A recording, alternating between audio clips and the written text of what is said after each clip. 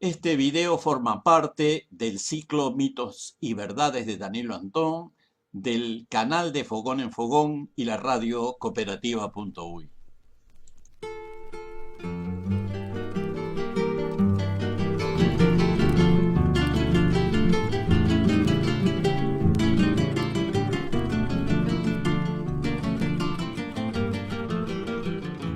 Esta conversación, que es la primera parte de un ciclo sobre la República Oriental del Uruguay, trataré de resumir la historia de este país de América del Sur en unos 20 minutos, comenzando por una síntesis de los principales acontecimientos desde el comienzo de los tiempos humanos a la recuperación del sistema democrático en 1985.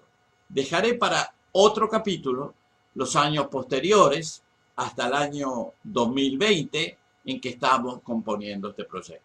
El fin de este video es presentar los acontecimientos históricos del Uruguay en forma ordenada cronológicamente, de modo lo más objetivo posible, limitando al mínimo mis opiniones personales. Está dirigido sobre todo a personas que no están familiarizadas con la historia uruguaya y en particular a los amigos latinoamericanos y españoles que desean saber algo más sobre nuestros orígenes. En próximos videos profundizaré en algunos temas que considero importantes y allí sí presentaré mis opiniones personales, incluyendo algunos aspectos emocionales que me unen al Uruguay y a su historia.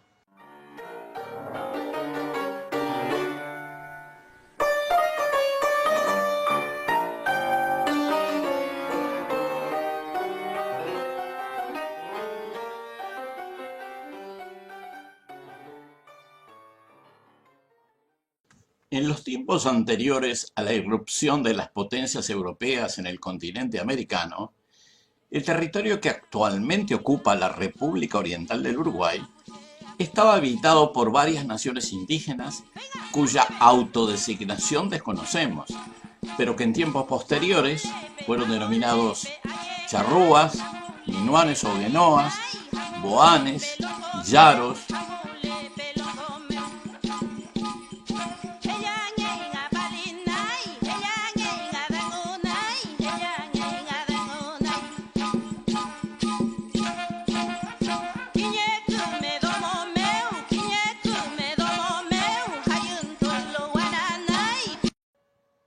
eran pueblos fundamentalmente pescadores, cazadores de animales acuáticos y complementariamente plantadores de cultivos autóctonos, como el maíz, la mandioca, los porotos, diversas variedades de zapallos.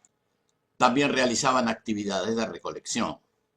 Tenían hábitos relacionados con el movimiento y reproducción de los cardúmenes de peces y con el comercio desarrollado por medio de embarcaciones a lo largo de los ríos y otras vías acuáticas.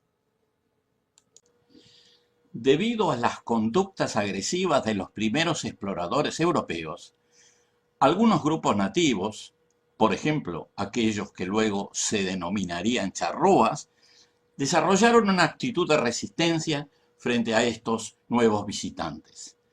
Ello determinó que el apoderamiento del territorio y la colonización europea fuera más dificultosa que en otras partes del continente. Recordamos que la costa norte del Gran Estuario, que los españoles designaron inapropiadamente Río de la Plata, es también la banda oriental del río Uruguay. Este territorio, la banda oriental del río Uruguay, se mantuvo en poder de los pueblos nativos por más de 2 siglos después del advenimiento europeo. Fue en ese periodo que el gobernador español de Asunción, de nombre Hernandarias, logró introducir vacunos en el territorio que, por estar constituido por vastas praderas, dieron lugar a su reproducción rápida. Debido a la abundancia de ganado, las naciones nativas modificaron sus costumbres productivas y se hicieron cazadores o pastores de ganado según los casos. La primera población de la banda norte del Río de la Plata, o sea, la banda oriental del Uruguay, fue fundada por los portugueses en 1681 con oposición hispana y fue denominada Colonia del Sacramento. Los españoles de Buenos Aires, ciudad que por su parte ya había sido fundada un siglo antes, se opusieron y en varias oportunidades procuraron desalojar a los portugueses, cosa que lograron en 1777 en el gobierno virreinal de Pedro de Ceballos. En ese mismo periodo, los españoles habían fundado una población en la bahía de Montevideo, en 1724, que habría de crecer hasta transformarse en la principal ciudad y puerto del territorio y más tarde competidor comercial de Buenos Aires. La colonización europea de la banda oriental fue progresiva. Se basó en la explotación del recurso ganadero y la gradual fundación de nuevos pueblos y ciudades. Los habitantes nativos fueron desplazados de sus tierras y cuando se opusieron fueron combatidos, desplazados o muertos. En algunos casos fueron incorporados en las nuevas sociedades criollas en formación. Estas poblaciones criollas, frecuentemente mestizas de europeos e indígenas, desarrollaron comunidades con un modo de vida y cultura particular que a partir de 1770 serían conocidas como gauderios o gauchos. Desde 1778, cuando el rey Carlos III aprobó el Reglamento de Libre Comercio en España, Montevideo pasó a ser uno de los 24 puertos americanos beneficiarios de ese régimen. Se incrementó notablemente el comercio, incluso superando al propio puerto de Buenos Aires. También a Montevideo llegaron numerosos esclavos africanos para su distribución en el resto del virreinato. Un número importante de esos esclavos permanecieron en Montevideo o en el resto de la banda oriental, y tanto ellos como sus descendientes se incorporaron a las sociedades criollas, imprimiéndole rasgos culturales que habrían de durar hasta nuestros días. Las políticas de España con relación a sus dominios eran muy restrictivas y por esa razón se generó un sentimiento de insatisfacción entre las poblaciones criollas americanas. La ocupación de España por el Imperio francés en 1808 creó la oportunidad para los criollos del virreinato del Río de la Plata en general y para los pueblos de la banda oriental en particular de pensar en un enfoque autonomista para estas colonias e incluso en un posible futuro soberano e independiente. La concreción de este sentimiento rebelde tuvo lugar en Buenos Aires a partir de la llamada Revolución de Mayo, el 25 de mayo de 1810, extendiéndose al año siguiente a la orilla norte del Plata, expresada en la Batalla de las Piedras, el 18 de mayo de 1811. En esa época, los rebeldes uruguayos, mayormente gauchos mestizos o africanos acriollados, fueron acaudillados por un criollo montevideano que había vivido gran parte de su vida en la campaña, conviviendo con las comunidades nativas y gauchescas. Ese criollo se llamaba José Artigas. La rebeldía de las colonias españolas del sur se fue haciendo realidad con la constitución de las Provincias Unidas del Sur, basadas en Buenos Aires, desde 1813 hasta 1816, año en que se declaró su independencia. En octubre de 1811, las autoridades de Buenos Aires llegaron a un acuerdo con el virrey Elío de Montevideo, por el cual las tropas orientales debían abandonar el sitio de Montevideo y retirarse del territorio de la banda oriental. Debido a esta decisión, José Artigas, que se oponía abiertamente a los designios centralizadores de Buenos Aires y que había sido arbitrariamente nombrado por Buenos Aires gobernador del departamento de Yapeyú, tuvo que dejar las posiciones sitiadoras y trasladarse al norte a ocupar el lugar de su nuevo nombramiento en la otra banda del río Uruguay, cerca de la ciudad de Salto.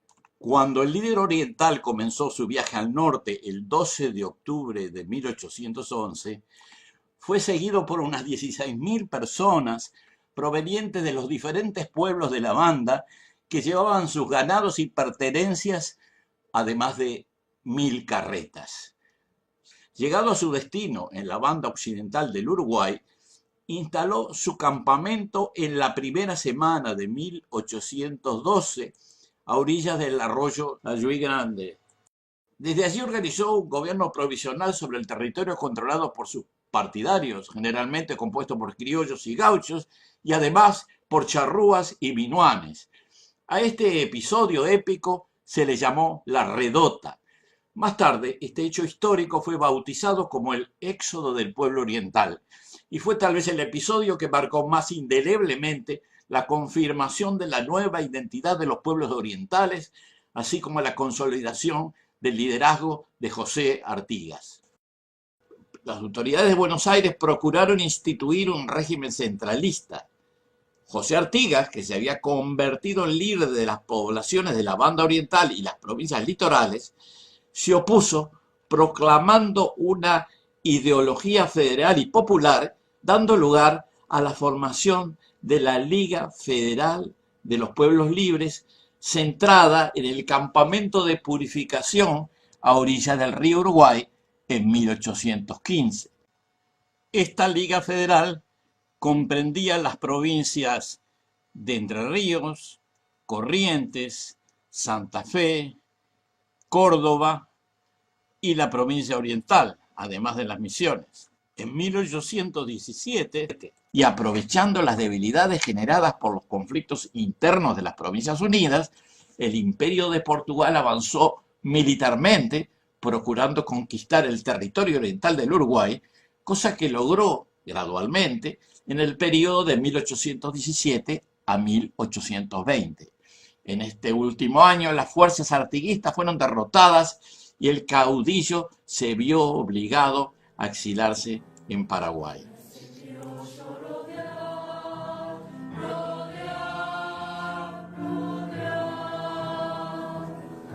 Los paisanos le dicen mi general. Los paisanos le dicen mi general. Los nuevos dominios portugueses se constituyeron en una nueva provincia que llamaron Cisplatina y que como tal pasó a formar parte del Imperio de Portugal. Luego, a raíz de la independencia de Brasil en 1822, la provincia cisplatina pasó a formar parte de este imperio. La población oriental no estuvo conforme con esta incorporación y a partir de 1825 se generó una rebelión iniciada por algunos antiguos jefes orientales artiguistas, principalmente Juan Antonio Lavalleja y Manuel Oribe, que se habían retirado a Buenos Aires y que regresaron cruzando el Río de la Plata con el fin de organizar la liberación de su territorio. Se la conoce habitualmente como la Cruzada de los 33 Orientales.